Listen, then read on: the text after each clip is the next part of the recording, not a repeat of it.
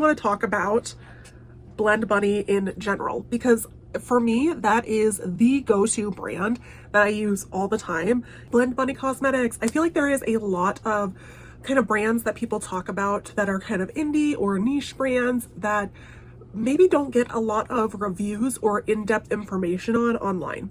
So I do want to talk about one of the ones that I like just a little bit more, and that is Blend Bunny Cosmetics. If you follow me and you're a subscriber to me, you know that I do a lot of character makeups. We'll do a little cameo up here on the side of just different looks. I mean, I use essentially a lot of eyeshadow to create these looks in combination with stuff like this, or I say stuff like this. I should probably actually tell you what it is. I'm just getting distracted. This is the Mayron Cream Blend Stick.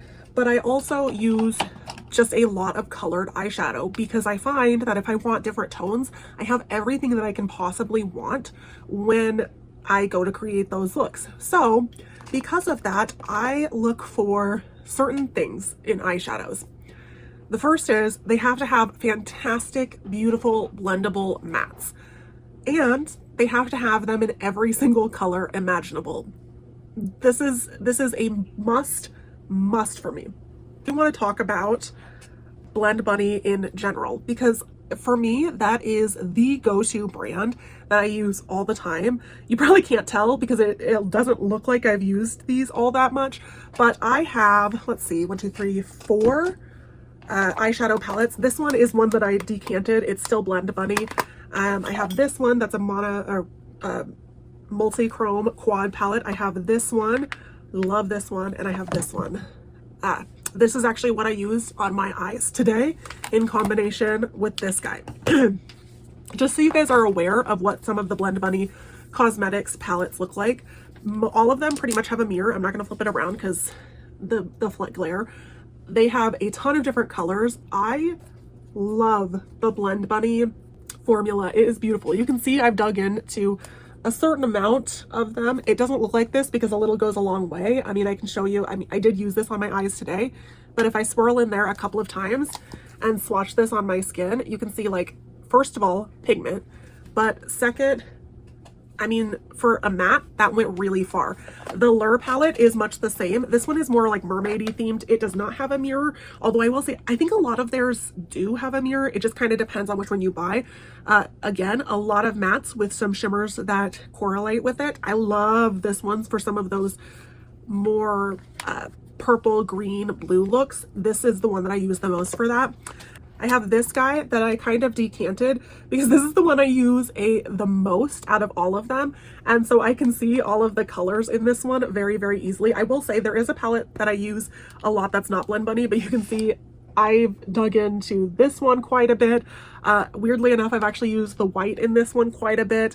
This color, I've used a decent amount. This color, it doesn't look like it because I've used a bigger brush, but I have dipped into this one quite a bit. I mean, almost all of the shades in this palette I have used. I think the only one that I maybe haven't is this guy right here in the corner, but this is my most well-loved Blend Bunny palette. So you can see, as much as I've well-loved this, I still have a long ways to go. And this is probably my most used character makeup palette, period.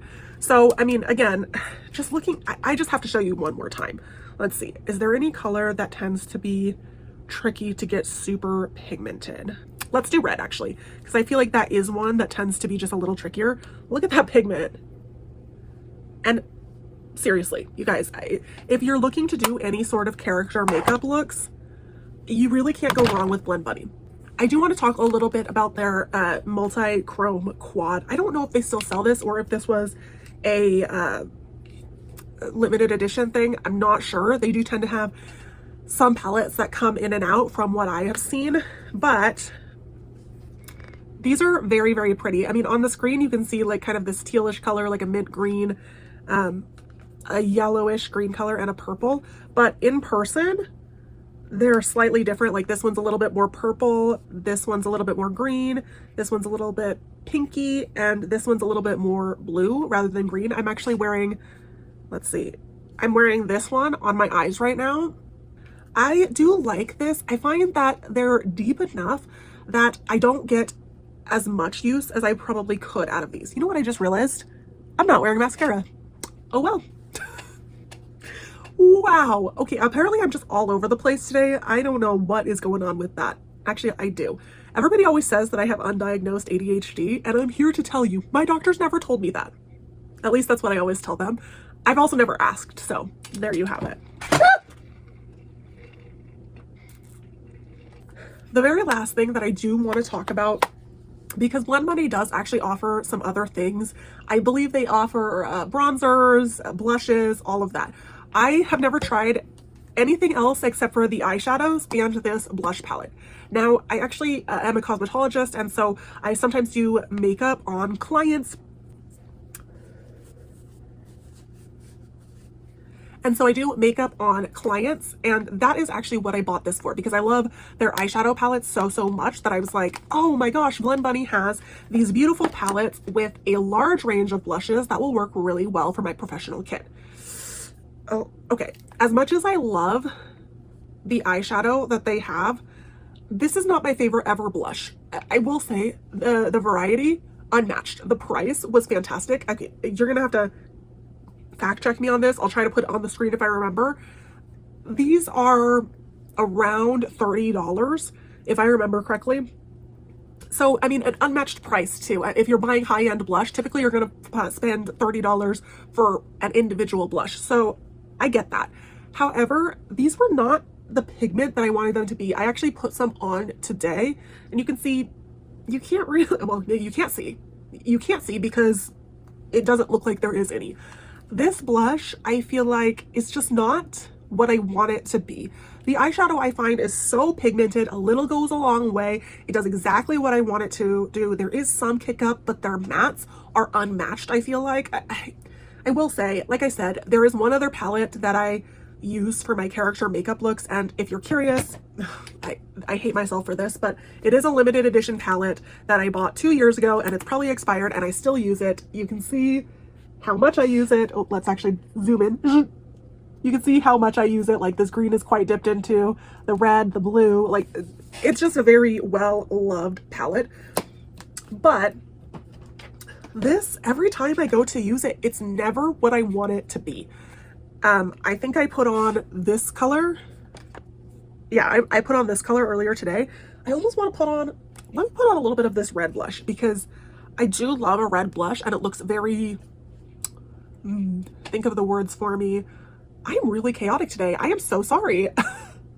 Well, I don't remember, but let's put a little of this red blush and see. Yeah, I just feel like maybe I made a mistake in buying this, because I loved their eyeshadow so much that I wanted to give their blush a chance, and I just don't. Ooh, that was too much. Oh, I gotta fix that. Hold, please. That's too much. Okay, that's not as bad. I still feel like it's too much, but at least that's better.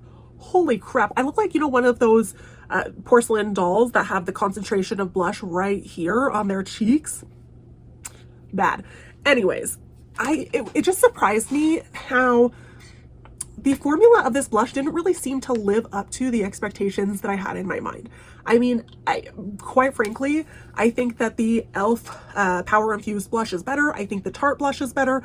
I think the, let's see, the Buttermelt blushes from NYX are better. I think that there are just too many blushes to name that I actually think are better.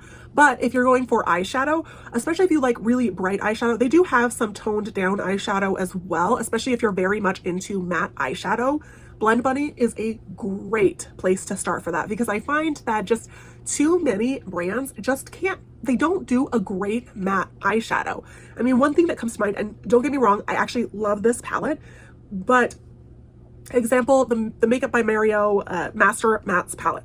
I love those palettes, don't get me wrong, but the pigment, it's not meant to be there.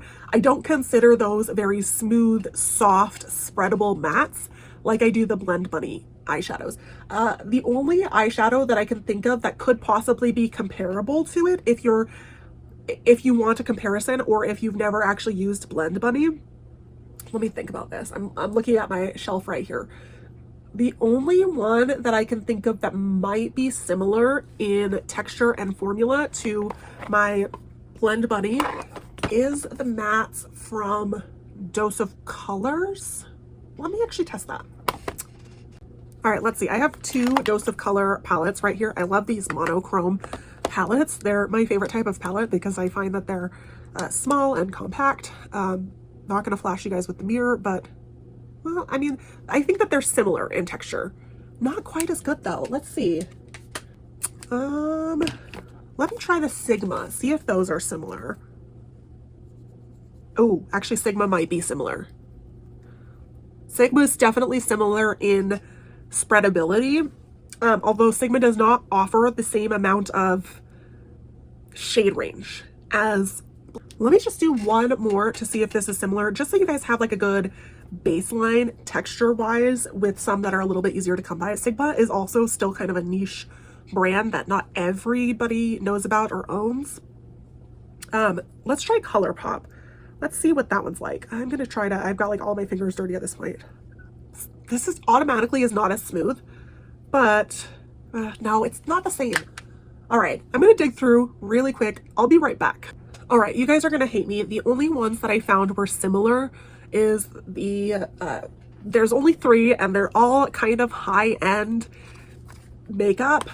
The first is this. I already told you that this is what I do for many palettes. Honestly, for the most part, I will say that Pat McGrath is not my favorite makeup because she spends way too much time, I think, focusing on the special shades and not enough time curating her mattes. But she does have fantastic mattes, and that's, I think, why I loved this palette so much, is because it essentially has everything that I really look for character makeups in the mattes. I will say, I mean, obviously, I have very obviously dug into all of the mattes a lot more than the shimmers, but first is Pat McGrath. If you're a matte lover, she does create mattes, but honestly, I wouldn't buy her palettes. Frankly, we can get into that in another video and I can tell you a little bit more on why, but I would avoid that. The second one is Natasha Denona. Now, I think that these are not quite as, I'm gonna say soft, and I'm talking texture soft, not like applying it. It applies really softly, but texture wise, these are not quite as soft. But when you're kind of coming in and swatching, I almost want to grab a different palette to show you guys this with, because that blends in with my skin real good. All right, let's do actually this pastel one, because I think pastels are a little bit trickier to do on deeper skin. So we grabbed this guy, right? And this is still Natasha Denona. I mean, that just has like great pigment, great blendability. A little goes a long way. Natasha Denona does good with her mattes. And I have to say, I'm actually the opposite of most people, I think. When it comes to a matte formula, I am way more picky with my matte formulas than I am with my shimmer formulas. Okay, the very last one that I think is comparable texture-wise to Blend Bunny is Patrick Ta. Now, this one has a lot of controversy going along with it right now, and I understand why. His mattes really do stack up. Like, the texture is almost identical, and the spreadability is also almost identical in Blend Bunny. If you're at Sephora and you're wanting to just feel the texture of them and kind of see what I'm saying, that's what I recommend, because texture wise, Blend Bunny mattes actually feel like those 3 formulas, very much so. And I am very much in the boat of please try before you buy. Blend Bunny isn't going to be in every store. In fact, I've never actually seen it in store. It's one of those things that you have to order online. So if you're trying to get a feel of the texture, and if it's even something that you might like, those 3 formulas are very similar to the Blend Bunny eyeshadow palettes. And maybe you just like colorful makeup. Maybe you just like a really nice, soft, blendable, pigmented matte. Either way, Blend Bunny. Okay, is it just me, or does it feel like, as I've been talking for the last 5-10 minutes, my blush has kind of started to go away again? Maybe that's just in my head, but I don't know. This is the only thing from Blend Bunny that I wouldn't recommend. Their eyeshadows, phenomenal. Phenomenal eyeshadows. If you listened all the way through, thank you so much. I was a little all over the place today. I'm gonna pretend like it doesn't matter and just ignore my problems like I normally do. Thanks for watching. Bye!